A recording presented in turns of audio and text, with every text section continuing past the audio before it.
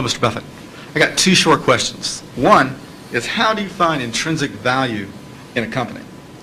Well, intrinsic value is the number that if you were all-knowing about the future and could predict all the cash that a business would give you between now and Judgment Day, discounted at the proper discount rate, that number is what the intrinsic value of a business is. In other words, the only reason for making an investment and laying out money now is to get more money later on, right? That's what investing is all about.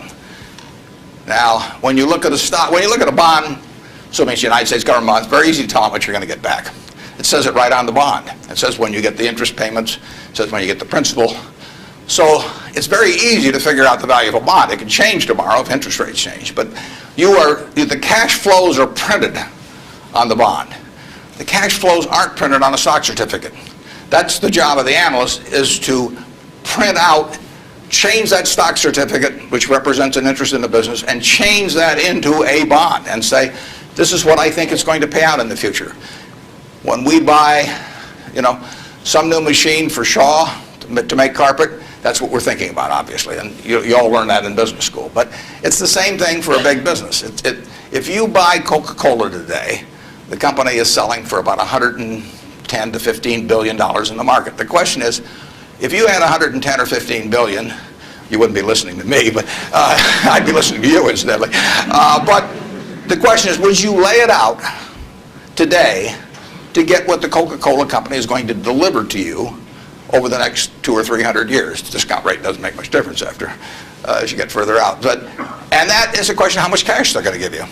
It isn't a question of, it isn't a question of how many analysts are going to recommend it, or what the volume in the stock is, or what the chart looks like, or anything. It's a question of how much cash it's going to give you. That's the only reason. It's true if you're buying a farm. It's true if you're buying an apartment house. Any financial asset, oil in the ground, you're laying out cash now to get more cash back later on. And the question is how much are you going to get, when are you going to get it, and how sure are you? And when I calculate intrinsic value of a business, when we buy businesses, and whether we're buying all of a business or a little piece of a business, I always think we're buying the whole business, because that's my approach to it. I look at it and say, what will come out of this business and when?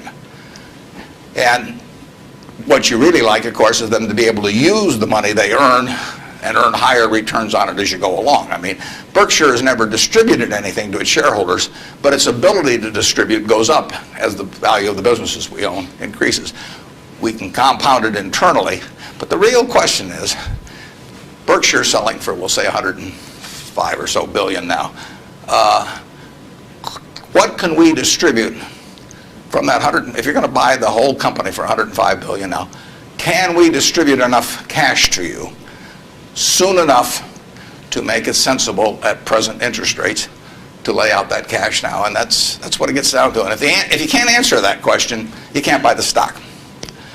You can gamble in the stock if you want to, or your neighbors can buy it. But if you don't answer that question, and I can't answer that for internet companies, for example. There are a lot of companies, there are all kinds of companies I can't answer it for, but I just stay away from those. Number two. So you got formulas involved in finding intrinsic values on certain companies. I mean, you've got a mathematical system set up. Discounted present value of future cash, yeah. Okay. Second short question is, why haven't you written down your set of formulas or your strategies in written form so you can share it with everyone else? Well, I think I actually have written about that.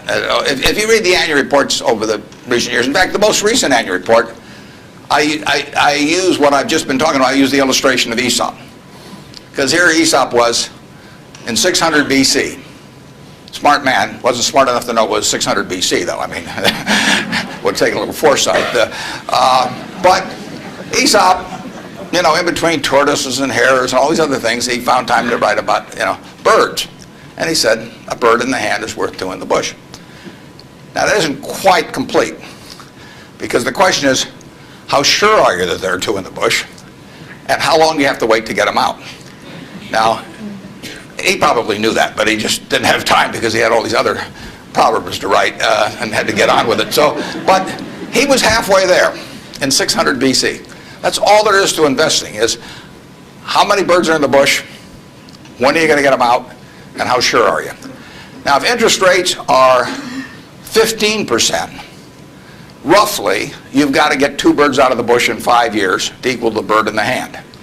But if interest rates are 3%, and you can get 2 birds out in 20 years, it still makes sense to give up the bird in the hand, because it all gets back to discounting against an interest rate. Problem is, often you don't know, not only how many birds are in the bush, but in the case of the internet companies, there weren't any birds in the bush. But they still take the bird that you give them if they're in the hand. But I actually have written about this sort of thing, and stealing heavily from Aesop, who wrote it some 2,600 years ago, but I've been behind on my reading. Yeah.